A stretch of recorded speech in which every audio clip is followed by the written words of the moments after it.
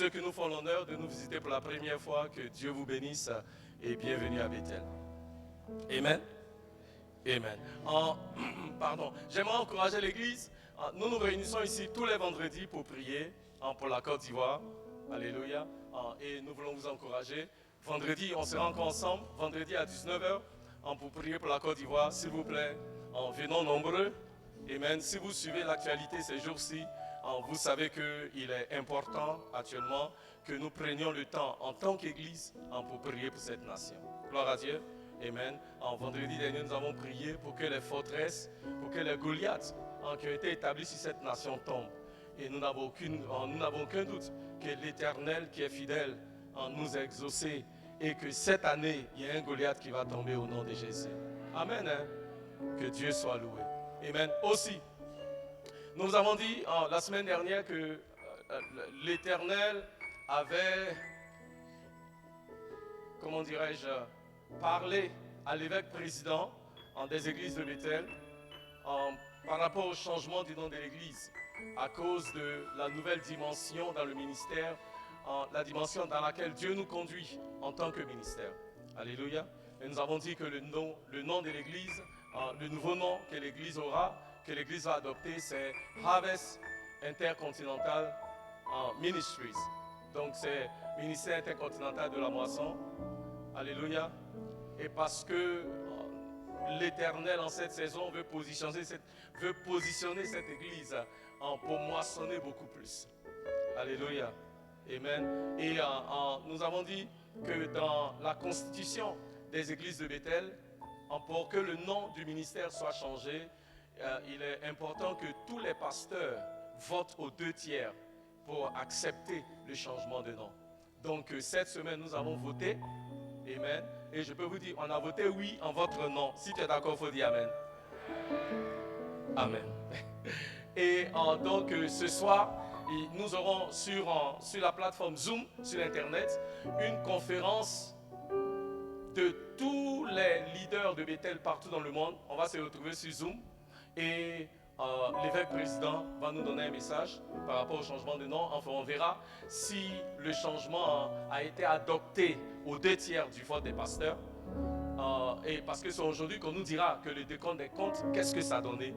Et l'évêque va sûrement nous dire quelque chose. Et déjà, à partir de la semaine prochaine, on peut commencer progressivement à utiliser notre nouveau nom. Parce qu'à partir de janvier 2021, le nom de l'église officiellement va changer. Alléluia. Donc nous serons appelés Cathédrale de la moisson. Amen. Oh, j'aime le nouveau nom. Hein. Amen. Ouais. Il faut dire Cathédrale de la moisson. Amen. Et nous serons les moissonneurs. Amen. Alléluia. Il faut dire à quelqu'un, tu salues le moissonneur Henri Dibi. Dis-lui ton nom. Je suis le moissonneur. Alléluia. Amen. Yeah. Alléluia. Amen. Donc nous sommes la moisson intercontinentale. Ok. Cathédrale de la moisson intercontinentale. Gloire à Dieu. Que le nom du Seigneur soit loué. Amen. Amen. On va sans plus tarder passer à la parole du Seigneur. Jean chapitre 4 verset 34. Qui est le verset qu'on a lu. Avant que je n'oublie. Avant qu'on ne passe à la parole. On a une bonne nouvelle. Dis après moi bonne nouvelle. Hier, il y a eu le mariage à la commune du plateau, le mariage de Isaac et Christelle. Où ils sont? Ils n'ont qu'à se lever. Est-ce qu'on peut acclamer le Seigneur pour eux? Alléluia. Amen. Alléluia, nous bénissons Dieu. Ils ont fait la dot le week-end dernier et le mariage civil s'est fait hier à la mairie du plateau. Ce matin, ils sont là. Amen. Avec leur beau bébé. Nous rendons grâce à l'Éternel pour leur vie. Alléluia. Venez, j'aimerais que l'Église puisse prier pour eux. Amen. C'est un jeune couple. Nous voulons prier la bénédiction de l'Éternel, la faveur de l'Éternel, la grâce de l'Éternel. Alléluia. Que Dieu les multiplie à tous égards. Que l'Éternel leur accorde sa grâce et sa faveur. Je vais inviter le corps pastoral à venir. Venez, maman. Amen. On va éteindre la main vers eux. Amen. Ils sont venus avec leurs alliances. Amen. On va prier pour eux. Alléluia.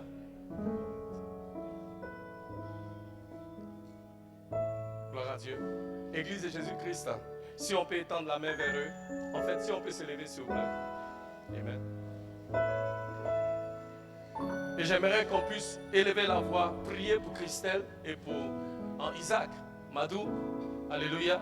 Que l'Éternel se manifeste puissamment dans leur vie de couple. Que l'Éternel bénisse l'œuvre de leurs mains et le fruit de leurs entrailles. Que l'Éternel se manifeste comme étant le Dieu fidèle et comme étant le Dieu bon. Que la grâce et la bénédiction de l'Éternel soient répandues en abondance sur leur vie. Élève la voix et prie. Alléluia. Seigneur, nous te bénissons, Dieu, nous te rendons grâce pour la vie d'Isaac et de Christelle.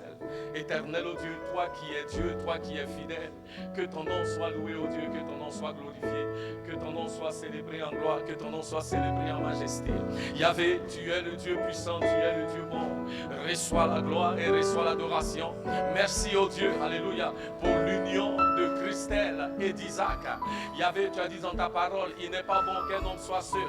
Éternel, et toi tu lui as donné une aide, alléluia, convenable. Nous prions, Seigneur, que leur vie de couple soit un témoignage à la gloire de ton nom. Seigneur, bénis-les. Seigneur, prospère-les. Seigneur, révèle-leur ta grandeur. Seigneur, révèle-leur ta puissance. Éternel, révèle-leur tes bienfaits. Toi qui es le Dieu El Shaddai, toi qui as permis que ces deux-là soient ensemble, y avait accompli ton œuvre parfaite en eux et au travers d'eux dans le nom de Jésus. Éternel, ô Dieu, tu as dit dans ta parole que la bénédiction qui vient de toi, elle enrichit et ne se fait accompagner d'aucun chagrin. Nous croyons que cette union vient de toi et tout ce qui est né de toi triomphe du monde. Seigneur, que leur union triomphe du monde dans le nom de Jésus. Que tout ce qui est œuvre du monde des ténèbres qui s'élève contre eux soit voué à l'échec dans le nom de Jésus. Que ton nom et ton nom seul soient élevés, glorifiés et honorés dans le mariage dans le nom de Jésus. Alléluia. Je vais demander au pasteur Rosemont d'élever la voix et de prier pour eux. Amen. Tendre Père, nous voulons ce matin présenter devant ton trône Isaac et Christelle qui ont choisi d'honorer le mariage en se mariant. Seigneur, je prie que cette décision qu'ils ont prise marque un tournant dans leur vie, à deux, mais aussi dans leur marche avec toi. Qu'à partir de ce jour, Seigneur, ils expérimentent comme jamais auparavant ce que c'est que d'être mari et femme sous ton regard. Je prie que tu déverses dans cette union toutes les bénédictions d'en haut. L'amour, la paix, l'harmonie, la joie, que cela soit leur partage. Je prie, Seigneur, que tu les aides en apprenant à se connaître l'un et l'autre, qu'ils apprennent également à te connaître en profondeur, afin que leur connaissance de toi rejaillisse dans leurs relations mutuelles. Merci, Seigneur, de les garder. Je prends autorité sur tout ce qui voudra s'élever pour les séparer l'un de l'autre, pour amener la discorde dans ce couple, pour empêcher ce couple d'être un témoin vivant de qui tu es, Seigneur. Je prie que tu les gardes précieusement, qu'ils soient dans leur entourage, dans leur environnement, un modèle de ce qu'un couple chrétien doit être, afin que les autres, en les voyant, puissent célébrer et honorer leur Dieu. Merci pour le fruit des entrailles, pour cette petite fille que tu leur as déjà donnée. Donne-leur la sagesse, donne-leur l'intelligence, donne-leur les moyens nécessaires pour pouvoir l'éduquer afin qu'elle entre dans la destinée que tu as déjà prévue pour elle. Béni sois-tu pour ce couple, sois avec eux, donne-leur d'être unis pour toujours dans l'amour et dans la joie. C'est au nom de Jésus que j'ai prié. Amen. Acclamons le Seigneur. Amen. Bien aimé, il faut bien acclamer, surtout ceux qui ne sont pas encore mariés là. Alléluia. Amen. Amen. Amen. Amen. Isaac et monsieur et madame Madou sont venus avec leur alliance qui est un symbole de l'amour qu'ils se portent l'un à l'autre. Amen. Nous voulons bénir ces alliances-là. Amen. Et ils vont les échanger ici devant nous. Hein, ça peut aller, non? Voilà, très bien. Alléluia. Seigneur, nous te bénissons, nous te rendons grâce. Nous voulons sanctifier ces alliances-là qui représentent la pureté de l'amour qui existe entre Christelle et Isaac. Éternel, oh Dieu, qui représente aussi l'éternité de cet amour-là, car cette alliance est un cercle sans fin. Nous déclarons, oh Dieu, que cette union, alléluia, va subsister jusqu'au retour du Seigneur Jésus-Christ. Seigneur, merci. Que ton nom soit élevé. Donne-leur de porter fièrement ces alliances-là. Alléluia. Et que ces alliances-là soient toujours leur rappel à l'un et à l'autre. Le vœu qu'ils ont fait de s'aimer jusqu'à ce que la mort les sépare. Merci, ô Dieu. Que ton nom soit élevé au nom de Jésus. Amen. Amen. Alléluia. Et maintenant, on va les encourager. Je vais demander, c'est toi, non? Voilà. Isaac, vas-y, mets dans la main de ta douce et charmante épouse. En guise de mon amour, de ma fidélité, je te promets de te protéger jusqu'à la fin de nos jours. Amen.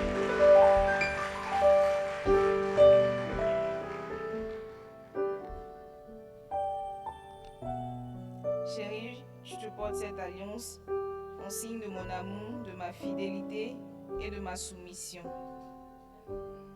Amen. Que Dieu vous bénisse. L'Éternel vous bénit et l'Éternel vous garde. L'Éternel fait briller la lumière de sa face sur vous et soit gracieux envers vous. L'Éternel tourne la lumière de sa face sur vous et vous accorde sa paix. Que le shalom de l'Éternel soit avec vous maintenant et pour toujours. Dans le nom de Jésus. Amen. Que Dieu vous bénisse. Amen. Que Dieu vous bénisse.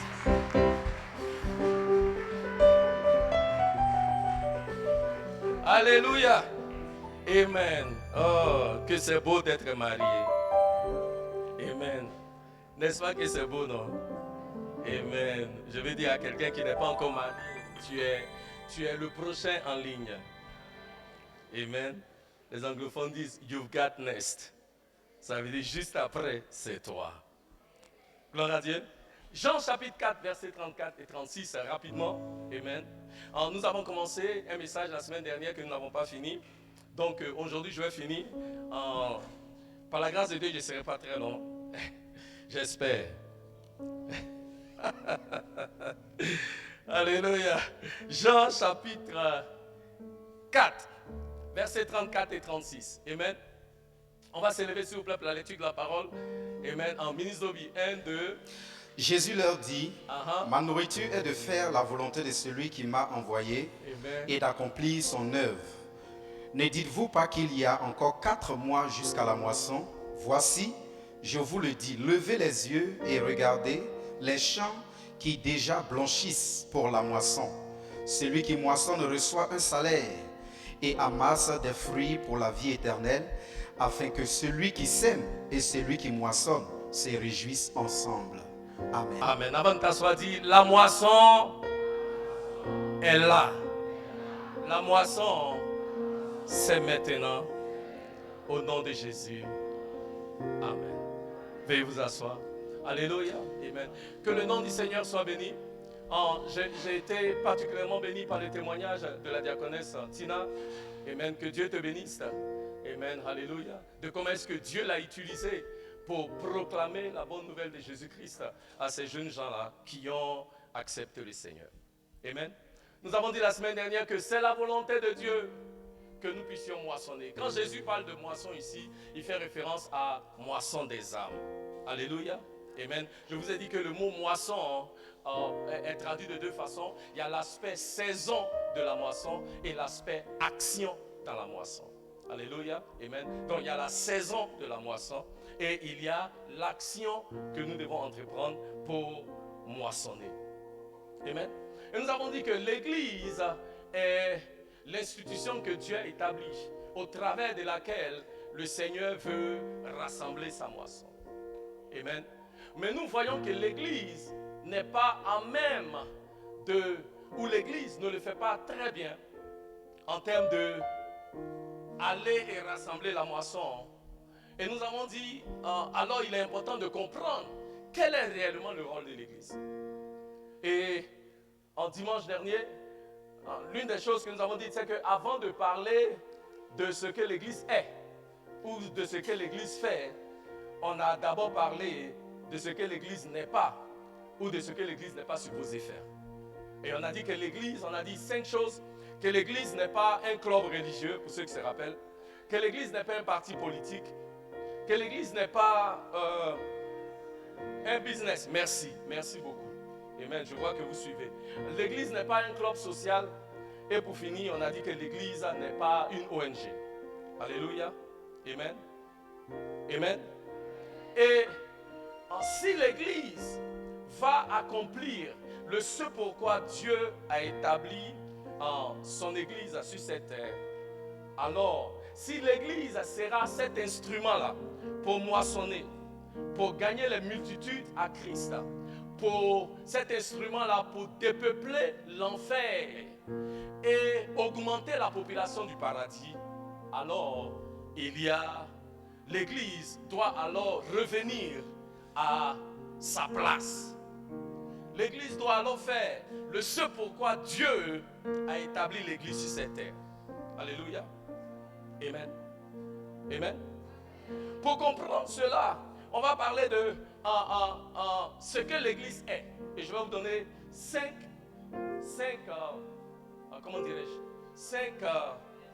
raisons, merci maman, ou 5 choses qui montrent ce que l'église doit être, ce que l'église doit faire. Il y en a plus, mais je vais seulement donner 5 à cause du temps que nous avons.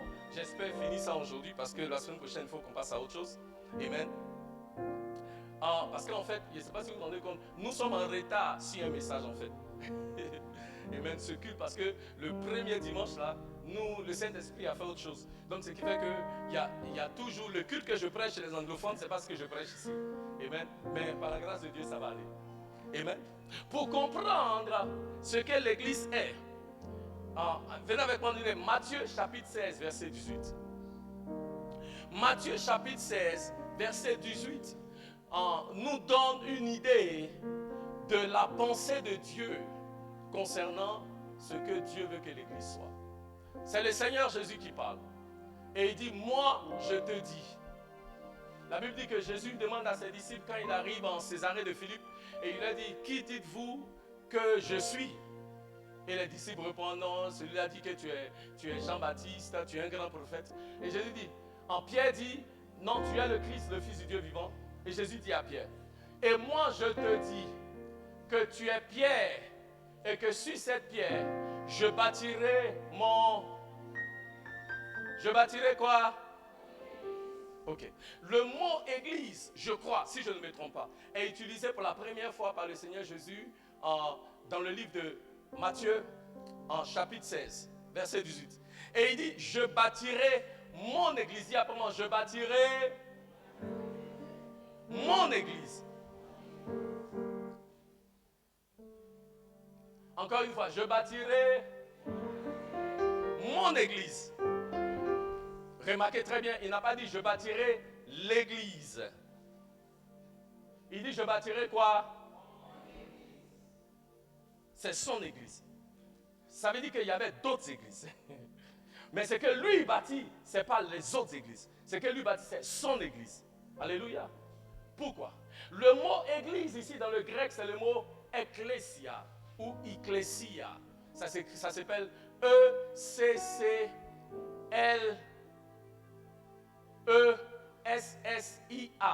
Ecclésia. Ecclésia dans le grec. Alléluia.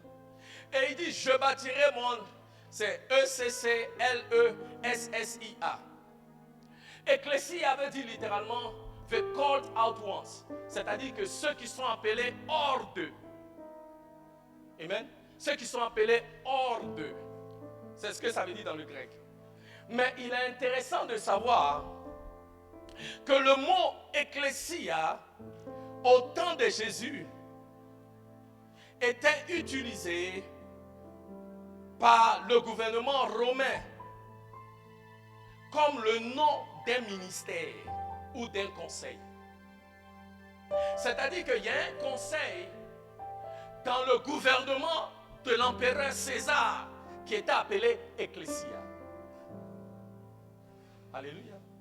Donc quand Jésus dit je bâtirai mon ecclésia, il fait la distinction entre le ecclésia que lui bâtit et le ecclésia du gouvernement de César, l'empereur. Alléluia. Parce que ce mot-là n'est pas exclusif au Seigneur Jésus. C'est un mot qui était commun au temps de Jésus parce que utilisé par le gouvernement des Romains. Alléluia. Maintenant, regardez ce qui est intéressant.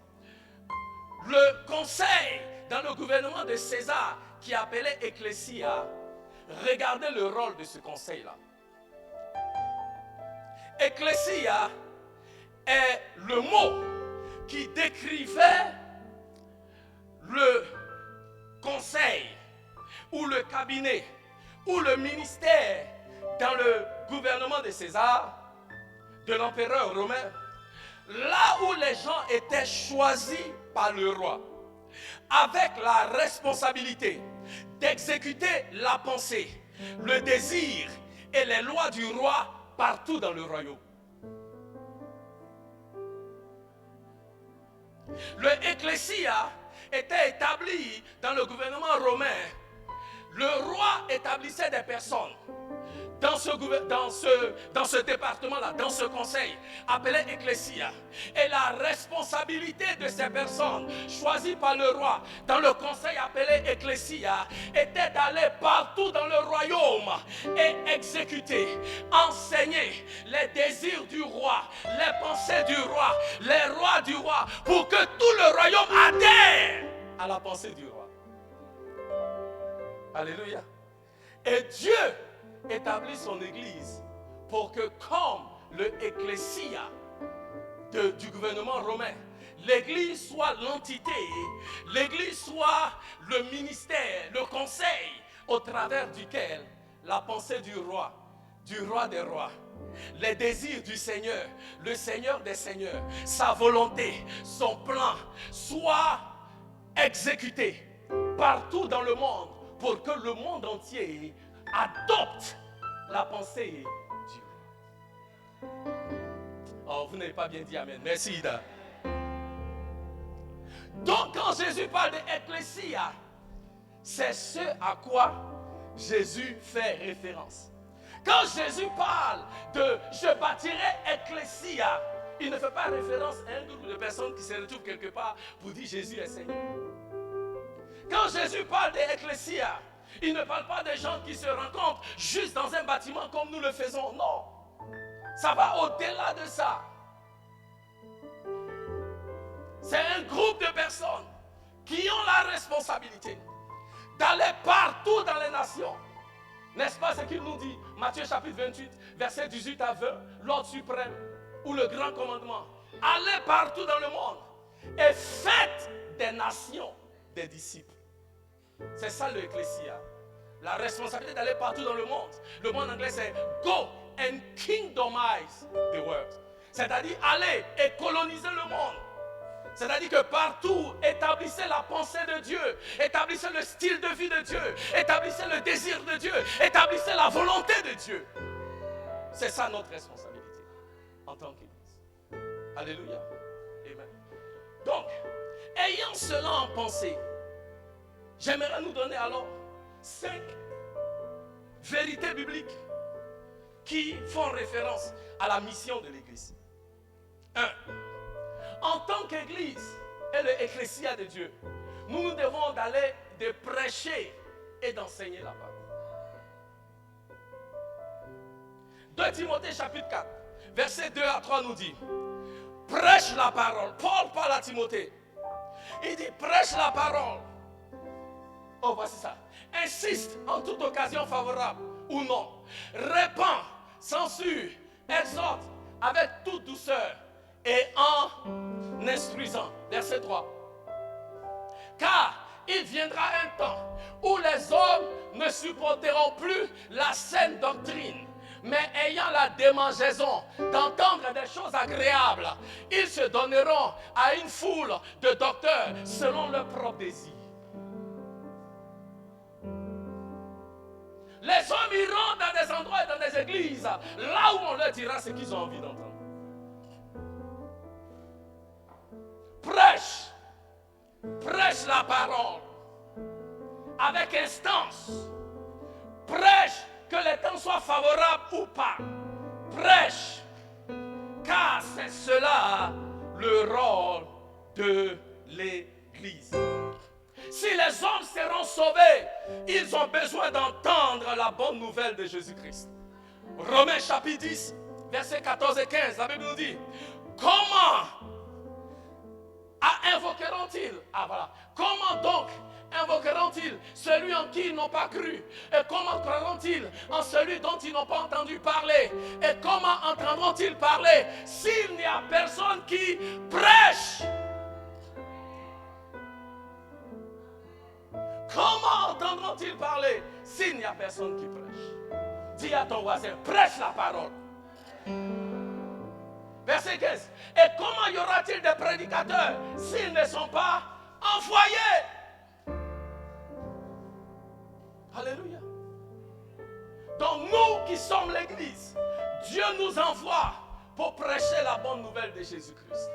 C'est ça la responsabilité de l'Église. C'est ça le rôle de l'Église. C'est de prêcher la bonne nouvelle du Seigneur. C'est de prêcher la parole en sans compromission du Seigneur.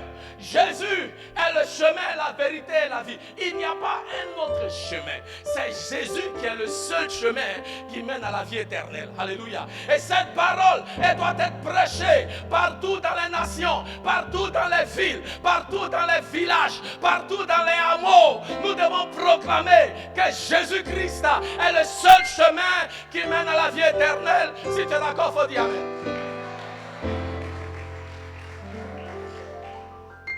Alléluia. Donc Dieu nous a établis pour faire quoi? Prêcher la parole. Si tu veux entendre la parole prêchée, viens dans la maison de Dieu. Si tu veux entendre la parole prêchée, rencontre des personnes qui servent le Seigneur. Bien-aimés, utilisons toutes les opportunités que nous avons pour partager Jésus-Christ. Sortons des discussions vaines et des argumentations. On argumente les chrétiens, on argumente avec les gens du monde sur les choses politiques plus qu'eux-mêmes. On argumente avec les gens du monde sur les trucs de football plus qu'eux-mêmes. Oh, attends, ça là, j'ai trop vite parlé. Et moi-même, ici tu regardes, il parle tout le temps de football. Alléluia. Que notre conversation devienne une opportunité pour partager Jésus avec quelqu'un. Alléluia. Comme maman Tina dit ce matin, elle s'est retrouvée au cimetière. Mais dans le cimetière, là, elle a vu l'opportunité de parler de Jésus. Bien-aimé, dans ton école, trouve une opportunité pour parler de Jésus. Dans le bac, trouve une opportunité pour parler de Jésus. Dans ta famille, dans ton village, arrête les conversations vaines.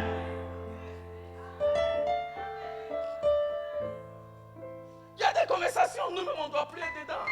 Bien aimé. Les gens même doivent te fuir. Parce qu'ils savent quand ils arrivent vers toi là, il y a une affaire de Jésus qui va sortir dedans. Oui. Je vous dis la vérité. Il faut qu'on arrive au niveau là où les gens savent. Tu ne peux pas avoir une autre conversation avec moi si ce n'est pas Jésus.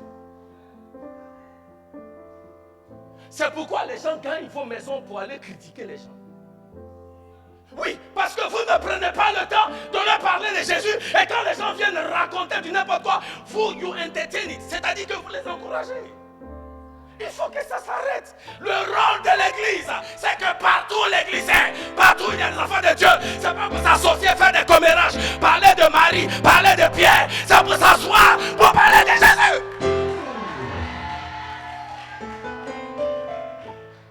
Donc dis aux gens qui viennent chez toi là pour critiquer les gens, il faut leur dire, chez toi là, on ne peut plus faire ça. Oui. Parce que maintenant, toutes les conversations dans ta bouche, ce sera concernant Jésus. Si la personne ne peut pas te parler de Jésus, ils n'ont qu'à laisser. Ouais, si tu veux venir pour qu'on critique Jésus ensemble, viens, on va faire.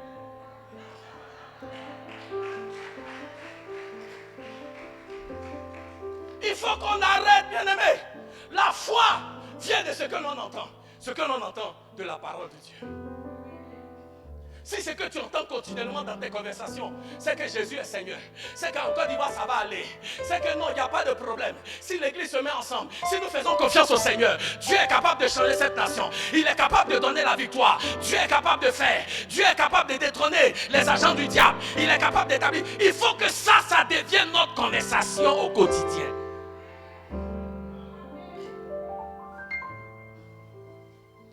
quelqu'un prêche la parole. Alléluia. Amen. Donc l'église, c'est là où on prêche la parole. 2. L'église, c'est là où on prie.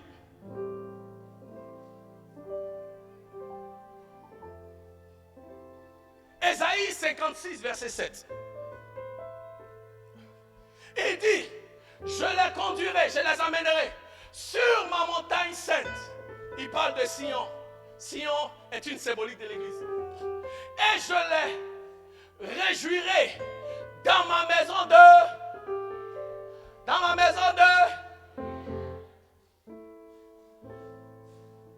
le holocauste et leurs sacrifices seront agréés sur mon autel.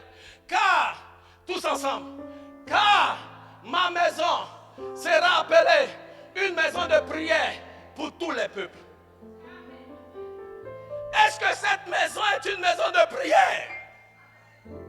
Merci, maman. Il y a seulement 2 personnes qui ont dit amen.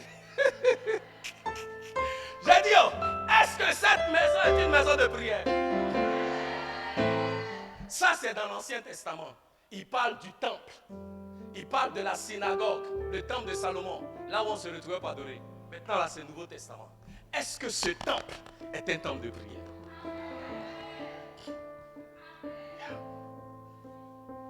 Voilà la question. Est-ce que ce temple que je suis, est-ce que ce temple que tu es une maison de prière? Nous devons être une maison de prière. Dieu a laissé son église pour que l'église soit une maison de prière. Pour que l'église soit un refuge où les hommes peuvent venir et crier à l'Éternel et être exaucés. Mais Jésus dit, Matthieu chapitre 21 verset 13, ma maison sera appelée une maison de prière. Mais Matthieu 21 verset 13 et 14. Car la Bible dit que Jésus est rentré dans le temple. Et quand il est arrivé, il était obligé de chasser les gens qui vendaient, les gens qui échangeaient l'argent, les gens qui vendaient moutons, les gens qui vendaient poulets, condiens même, les gens qui vendaient en tout type de commerce dans l'église du Seigneur. Bien-aimés, est-ce que vous savez qu'aujourd'hui, on n'est pas différent de ce que cette église est? Et Jésus est rentré et Jésus a nettoyé le temple. La seule fois où on a vu dans la Bible que Jésus s'est fâché, où il a manifesté ce que j'appelle une colère sainte, c'était contre le fait que les gens utilisaient l'église pour ce que l'église n'est pas. L'église, c'est une maison de prière. Il dit, il a dit, il est écrit tous ensemble, ma maison sera appelée une maison de prière. Mais vous en faites une caverne de voleurs. Une caverne de voleurs parce que nous ne sommes pas en train d'utiliser la maison de Dieu pour ce qu'elle est. La maison de Dieu est une maison de prière. Alléluia. Maintenant, regardez Jésus nous montrer. Quand la maison de Dieu est utilisée véritablement pour ce qu'elle est, c'est-à-dire une maison de prière, regardez ce qui va arriver. Verset 14. Regardez, tous ensemble. Des aveugles et des boiteux s'approchaient de lui. Où? Ah, bien aimé, attendez. Le temple là, pendant qu'on vendait les pigeons et qu'on échangeait l'argent, où étaient les boiteux et les aveugles? Merci. Dehors. Mais est-ce que dehors c'était leur place? Non. Parce que Dieu voulait qu'ils soient dans sa maison pour recevoir la guérison. Mais la maison n'est pas en train d'opérer au niveau où Dieu veut qu'elle soit. Merci, à sa place. Il dit, et il est guéri. Ça veut dire quoi?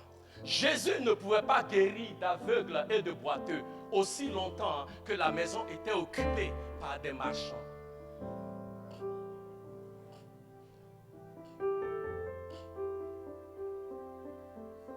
Aussi longtemps que la maison de Dieu n'est pas une maison de prière, et que l'Église est occupée à autre chose, nous ne pouvons pas expérimenter la guérison des aveugles et celle des boiteux. Mais quand l'Église prend sa place en tant que la maison de prière, nous allons commencer à voir de grands miracles s'opérer dans la vie de l'Église et dans la vie des personnes qui viennent à l'Église. L'Église est le lieu où la parole est prêchée. L'Église est une maison de prière. Alléluia. Troisièmement, l'Église est la lumière du monde. 1 Jean chapitre 5 verset 19 nous dit: le monde entier est sous l'emprise du malin. Il y a une autre tradition qui dit: le monde entier est sous l'emprise des ténèbres. Le monde entier est sous l'emprise des ténèbres. Et parce que le monde entier est sous l'emprise des ténèbres, les hommes cherchent la lumière. Les hommes cherchent la lumière. Bien-aimés, ça va vous surprendre. Mais toutes les grandes religions de ce monde offrent aux gens une forme de lumière. Yeah. J'ai pratiqué le bouddhisme pendant 6 ans. Et je peux vous dire, toutes les religions cherchent la lumière. Tout le monde cherche la lumière. Pourquoi les gens vont voir les marabouts? Ils cherchent la lumière. Le monde est dans les ténèbres. Pourquoi les gens lisent les horoscopes? Ils cherchent la lumière. Le monde est dans les ténèbres. Pourquoi les œuvres des médiums prospèrent? Ils cherchent la lumière. Le monde est dans les ténèbres. Pourquoi est-ce que maintenant tout le monde cherche un prophète quelque part? Le monde est dans les ténèbres. Le monde est dans les ténèbres. Et Dieu a établi l'Église pour être la lumière. Et quand l'Église n'est pas la lumière, les gens cherchent la lumière elsewhere. Oh, excusez-moi, je parle anglais. Les gens cherchent la lumière ailleurs.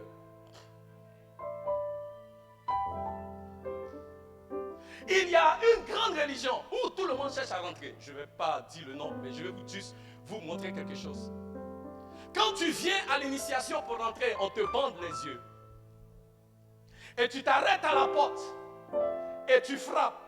Et quelqu'un derrière la porte te dit: qui es-tu? Tu dis ton nom et il te demande: qu'est-ce que tu cherches? Et puis toi tu réponds: je suis dans les ténèbres, je cherche la lumière. Si tu veux savoir c'est laquelle, après le culte, viens me voir. Comme on est sur internet. Ouais. Et tu réponds: je suis dans les ténèbres, je cherche la lumière. Si vous allez toutes les religions orientales, la Maïkari, les trucs comme ça, là, elles tous ils vont te donner la lumière. Allez-y. Ils vont te dire: on vous donne la lumière. Parce que le monde est dans les ténèbres, les hommes cherchent la lumière. Et bien aimé, il y a une seule lumière qui vaille, c'est celle de Jésus-Christ. Toute autre lumière n'est que contrefaçon.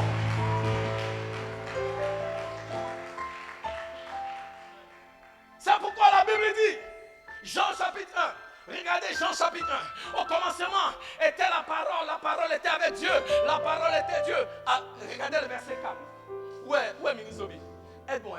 Au commencement était la parole, Jean chapitre 1, à partir du verset 1. Laissez-moi montrer quelque chose. Au commencement, bien aimé, vous savez, nous autres qui étions dans les fausses religions avant là, on sait c'est quoi chercher la lumière. Vous qui êtes nés à l'église, ces choses-là vous ne pouvez pas comprendre. Mais je vais vous aider. Je vais délivrer quelqu'un aujourd'hui. Au commencement était la parole, oui. Et la parole était avec Dieu, et la parole était Dieu. Oui, verset 2. Elle était au commencement avec Dieu. Toutes les choses ont été faites par elle, et rien de ce qui a été fait n'a été fait sans elle. Verset 4. Et elle était la vie, et la vie était la lumière des hommes. Arrête-toi là. Elle était la vie. Qui était la vie? La parole. Et en la parole était quoi là? Était quoi là? Et en la parole était quoi là? Lumière des hommes. Donc la lumière des hommes, c'est dans la parole qui est la vie. Si tu as la parole, tu as la vie tu as la lumière. Si tu n'as pas la parole, tu n'as pas la vie et tu n'as pas la lumière. Regardez, continue. La lumière, lui, dans les ténèbres, et les ténèbres ne l'ont point reçu. La lumière à lui dans les ténèbres, et les ténèbres ne l'ont pas quoi? Ne l'ont pas quoi? Le mot reçu, c'est le mot en grec katalabano, qui veut dire vaincre. Donc c'est-à-dire la lumière à lui dans les ténèbres, et les ténèbres ne l'ont point vaincu. Cette lumière-là, qui vient de la parole, les ténèbres ne peuvent pas vaincre. Et c'est la lumière que l'Église est. Alléluia. Alléluia. Laissez-moi vous aider. On continue. Verset 6. Il y eut un homme envoyé de Dieu, son nom était Jean. 7. Il vint pour servir de témoin, pour rendre témoignage à la lumière, afin que tous crussent par lui. Attends, Jean est venu de la part de Dieu, un homme envoyé de Dieu. Quand Jean est venu, qu'est-ce qu'il a fait? Il a témoigné de la lumière.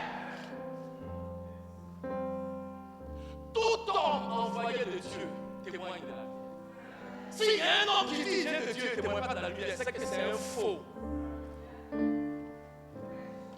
8. Il n'était pas la lumière, mais il parut pour rendre témoignage à la lumière. Regardez, verset 9. Cette lumière était la véritable lumière,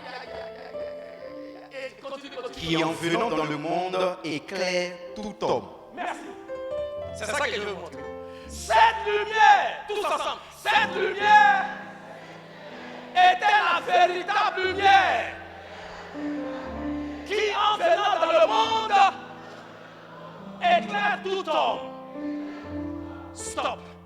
S'il y a une véritable lumière, c'est qu'il y a une fausse lumière.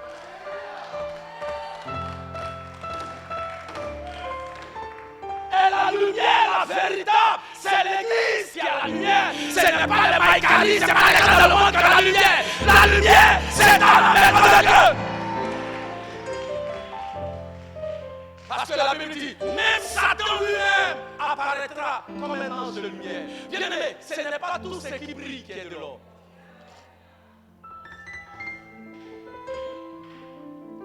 C'est pourquoi l'Église se doit de faire briller la lumière, la véritable. La véritable. Qui en venant dans le monde éclaire tous les hommes. Dis après moi, éclaire tous les hommes. Je peux vous aider. La lumière qui vient de Dieu. Je vais vous dire. La différence entre la lumière qui vient des autres et la lumière qui vient de Dieu, c'est la suivante. Qui veut savoir? Bon, travailler sur moi d'abord. Alléluia! Écoutez, la différence entre la véritable lumière et puis l'autre lumière, c'est que la véritable lumière, elle t'éclaire de l'intérieur. Elle ne t'éclaire pas de l'extérieur. Bien-aimé, quand tu as la véritable lumière, même quand tes yeux sont fermés, tu vois. Oh, parce que ce n'est pas une lumière de l'extérieur.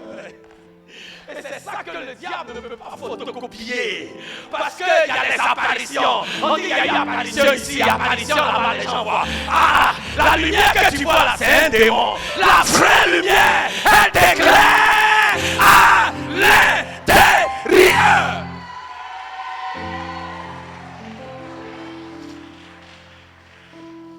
Et cette lumière-là, elle t'éclaire pour que jamais plus tu ne sois aveugle. Oh, attendez, quittez ça. Il me reste 10 minutes. Bien-aimé, l'Église doit être la lumière. Quand la Bible parle de lumière, la lumière est un symbole de sainteté. La lumière est un symbole de bonté. La lumière est un symbole de connaissance. La lumière est un symbole de sagesse. La lumière est un symbole de grâce. La lumière est un symbole d'espérance. Et la lumière est un symbole de la révélation de Dieu.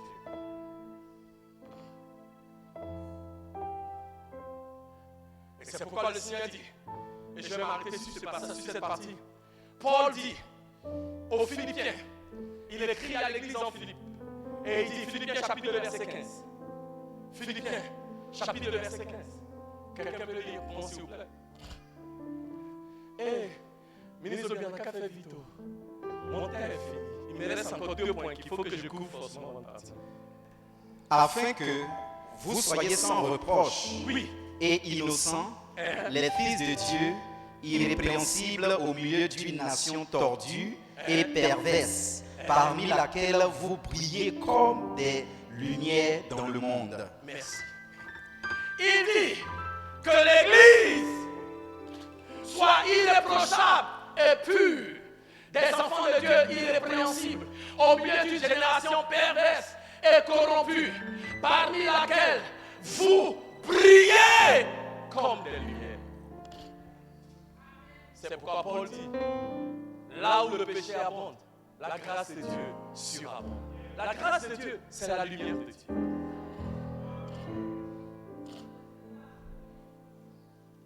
Nous devons ceux-là qui font briller la lumière. 4. Nous devons proclamer l'évangile au monde entier et défendre la foi. Jude nous dit, dans le livre de Jude, chapitre 1, verset 3, bien-aimé, non, c'est en anglais, il faut qu'on lise en français. Jude, chapitre 1, verset 3, je vais vous montrer. Jude, chapitre 1, verset 3.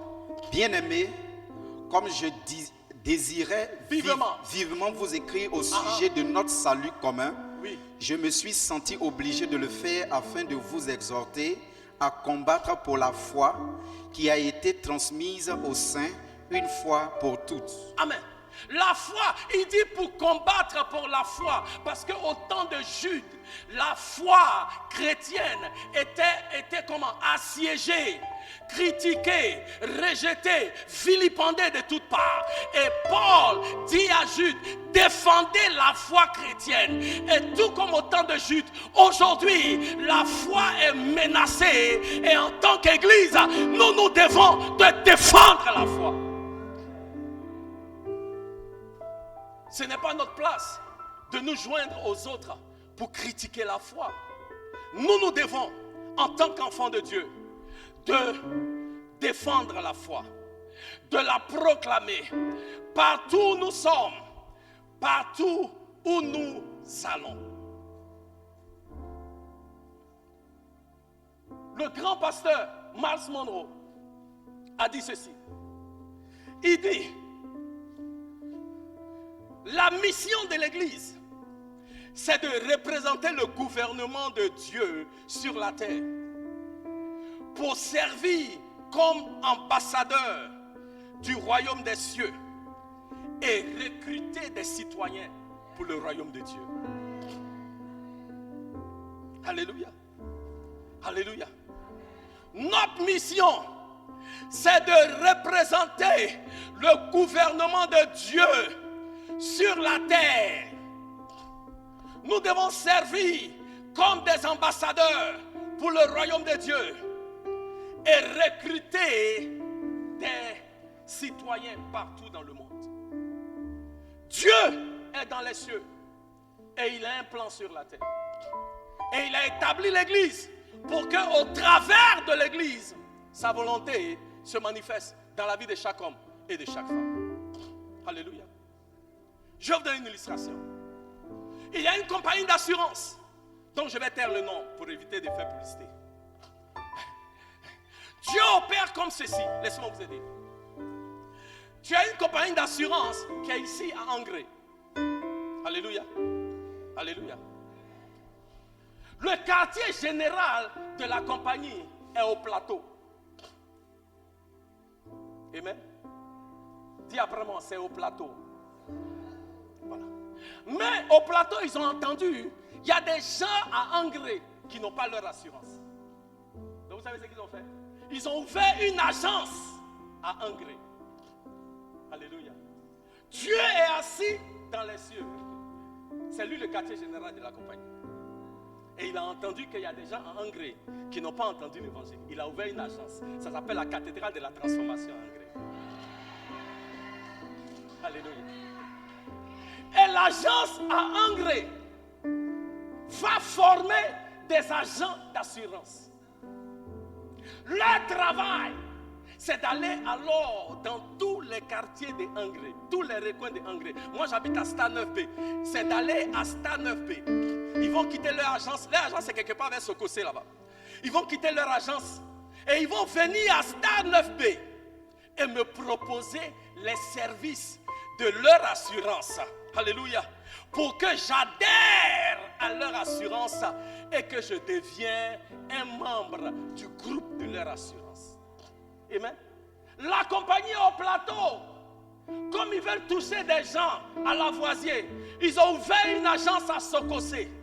L'agence de Sokosé va former des agents d'assurance qui eux alors vont partir individuellement dans les maisons à engrais.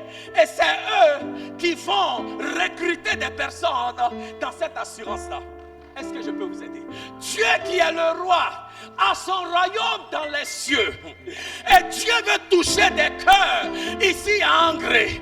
Mais Dieu dit, pour que je touche des gens à engrais, j'ai besoin d'ouvrir une agence qui est mon église à engrais. Dans mon église, je vais former des agents d'assurance. Dans mon église, je vais former des hommes et des femmes. Je vais les remplir de ma parole. Je vais leur donner l'espérance qui est en moi. Et eux, ils iront et ils vont vendre ce produit-là qui est Jésus-Christ pour que mon royaume ait des adhérents, pour que ma compagnie ait des adhérents. Bien-aimé, au plateau, c'est une compagnie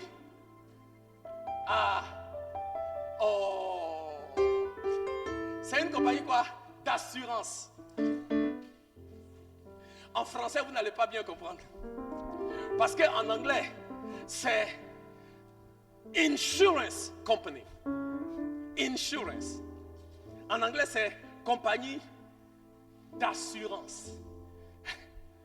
En anglais, c'est insurance. Pour parler de compagnie d'assurance. Alléluia. Le mot n'est pas, comment j'appellerais ça même? N'est pas correct. Parce qu'en fait, les gens disent, ils vendent de l'assurance. Mais vous savez quoi? C'est un abus de langage. Parce que la seule personne qui peut donner l'assurance, c'est Jéhovah. Ouais. La seule personne qui donne l'assurance de la vie éternelle et tout ça, c'est Jéhovah. La preuve, quand vous prenez assurance là, soyez dans un sinistre, vous allez voir comment ils vont vous payer. Alléluia.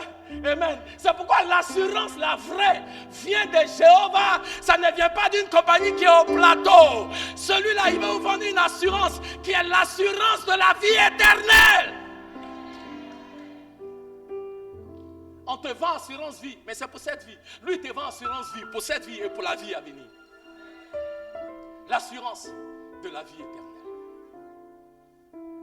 Nous devons, en tant que les agences du royaume de Dieu, l'Église, d'aller dans les communautés, d'aller dans les quartiers et proclamer la bonne nouvelle de Jésus-Christ et recruter des adhérents à la compagnie d'assurance du Seigneur.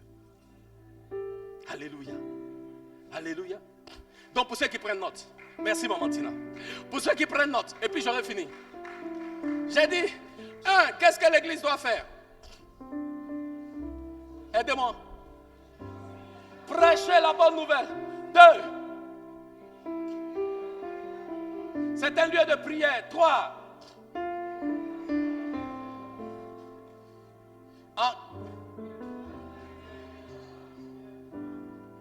nous devons de faire quoi? En 3, nous sommes la lumière, n'est-ce pas? En 4, nous devons de défendre la foi, proclamer l'évangile et défendre la foi. Et 5, et j'aurai fini, nous devons de proclamer le retour du Seigneur. Jésus revient bientôt. C'est pourquoi la moisson est urgente. On ne sait pas quand Jésus va revenir. Avant que le Seigneur ne vienne, les hommes ont encore l'opportunité de donner leur vie au Seigneur. Jésus revient bientôt. Est-ce que les hommes sont prêts à faire face à leur Seigneur? Est-ce que les hommes sont prêts à recevoir le Seigneur quand il reviendra? Il y a quelqu'un qui me disait le jeudi dernier qu'il y a un pasteur qui a dit sur Internet, Jésus ne revient pas jusqu'à ce que j'achète mon jet privé. Oui.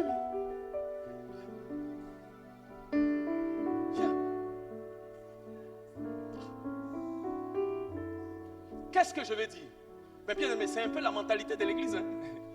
Nombreux parmi nous, même dans l'église, on n'est pas prêt pour qu'ils viennent maintenant. Ah, il y a des gens qui prient. Parce que, Seigneur, pardon, je ne me suis pas encore marié. Il ne faut pas venir maintenant.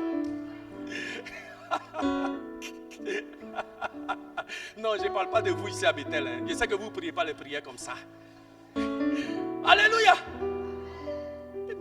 Mais nous devons de proclamer au monde entier, Jésus revient bientôt. Mets ta vie en ordre. Donne ta vie à Jésus. Jésus revient. Parce que la Bible nous dit, 1 Thessaloniciens chapitre 4 verset 16, aussi certainement que nous voyons le soleil, le Seigneur lui-même descendra des cieux. 1 Thessaloniciens chapitre 4 verset 16. On va lire, dernier verset, et puis je vais m'arrêter là. En Minizobi, 1 Thessaloniciens chapitre 4 verset 16. Veille sur toi-même et sur ton enseignement, persévère dans ces choses. Car le Seigneur, 1 Thessaloniciens 4 16. Car le Seigneur lui-même descendra du ciel. Tout le monde, car le Seigneur lui-même a un signal donné à la voix d'un archange et au son de la trompette de Dieu, descendra du ciel, et les morts en Christ ressusciteront premièrement. Le Seigneur lui-même a un signal donné. Bien-aimé, le signal là peut arriver tout de suite. Et il faut que les hommes comprennent que Jésus revient. Et que quand il reviendra, trouvera-t-il un peuple qui est prêt à être enlevé avec lui? Trouvera-t-il une église qui est prête à être enlevée avec lui? Donc nous, en tant qu'église, nous devons de continuellement rappeler au monde que Jésus revient bientôt. Est-ce que nous sommes prêts à accueillir notre Sauveur? Est-ce que nous sommes prêts à recevoir le Seigneur? Est-ce que notre vie est en ordre? Est-ce que nous sommes sauvés? Est-ce que nous connaissons le Seigneur? Car aussi sûr que nous allons voir la nuit arriver, c'est comme ça aussi que la venue, la seconde venue de Jésus est certaine.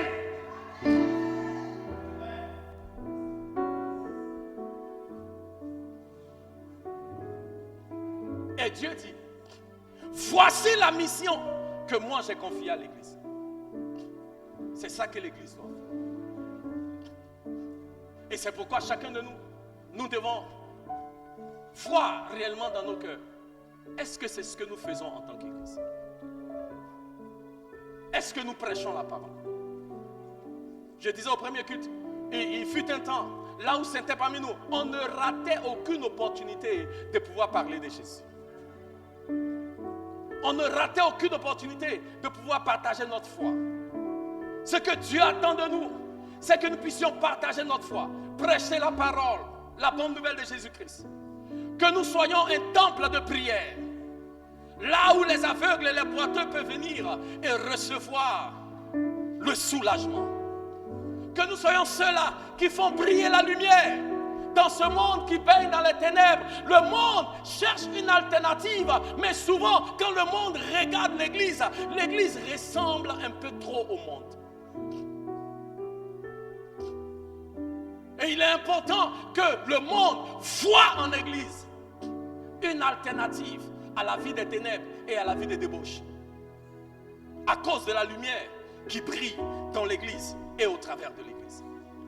Quatrièmement, que l'église doit être cette entité-là qui défend l'évangile et qui proclament cet évangile partout dans le monde. Et que nous soyons aussi ceux-là qui proclament la venue du Seigneur. Jésus revient bientôt. Ne vivons pas notre vie comme si tout ce qu'on peut recevoir, c'est sur cette terre. Non, il y a une vie après cette vie. Sommes-nous prêts pour cette vie-là, après cette vie? Alors aujourd'hui, en tant qu'Église, quand nous regardons ce que nous faisons, au vu de ces 5 vérités spirituelles, concernant la mission, concernant le rôle de l'Église, comment est-ce que nous nous mesurons à ces choses-là que le Seigneur attend de nous? Combien de fois nous sommes fidèles à faire ces choses-là que Dieu attend de nous en tant qu'Église? Dieu regarde nos cœurs aujourd'hui. Et je pense que chacun de nous, nous devons apprendre à nous remettre en cause pour voir si nous sommes vraiment en train d'accomplir la volonté du Père. Jésus a dit, il dit, mon désir, il dit ma nourriture, c'est de faire la volonté de Dieu. Ma nourriture. C'est-à-dire que la chose qui importe le plus pour moi, la chose qui a le plus de valeur pour moi, ce qui est réellement une priorité pour moi, c'est de faire la volonté du Père. Alléluia. Est-ce que cela est aussi notre désir, Église de Jésus-Christ? Celle de faire la volonté du Père. Celle d'accomplir la volonté de Dieu en tant qu'Église. Église en tant que corps, mais Église en tant que toi et moi. Parce que l'Église, ce n'est pas le bâtiment. L'Église, c'est moi. L'Église, c'est toi. Est-ce que nous sommes en train d'accomplir l'œuvre du Seigneur? On va s'élever tous ensemble. On va demander à l'Éternel, en tant qu'Église, là où nous n'avons pas été fidèles à faire son œuvre, que l'Éternel nous pardonne. Que l'Éternel nous pardonne. Nous voulons aujourd'hui nous repentir dans le sens où nous voulons faire un choix conscient de laisser derrière nous ces choses-là qui ne sont pas de Dieu. Ces choses-là qui ne font pas partie de la mission de l'Église, pour nous focaliser sur ce que Dieu veut faire avec nous et au travers de nous. Élève la voix et prie. Que tout ce qui est distraction soit banni loin de ta vie. Que tout ce qui est distraction s'éloigne de toi, pour que tu puisses accomplir entièrement le plan de Dieu, pour que tu puisses accomplir la volonté de Dieu. Ce que l'Éternel veut faire avec toi, ce que l'Éternel veut faire avec toi, c'est ce que toi tu désires accomplir.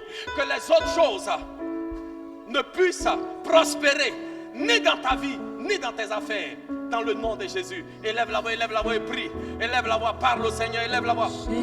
Merci Seigneur. C'est d'abord le royaume de Dieu et sa justice ici. Et toutes choses vous seront données en plus.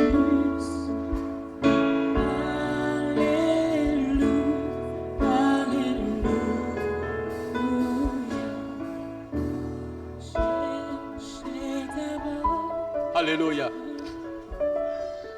Ce matin, avant de faire la bénédiction, j'aimerais donner l'opportunité à quelqu'un qui n'a jamais accepté Jésus-Christ comme Seigneur et Sauveur, de pouvoir accepter le Seigneur en ces jours. La lumière, la vraie, elle vient de Jésus. C'est lui qui peut t'éclairer quand tu es dans les ténèbres. Car la lumière qui vient du Seigneur est la véritable lumière.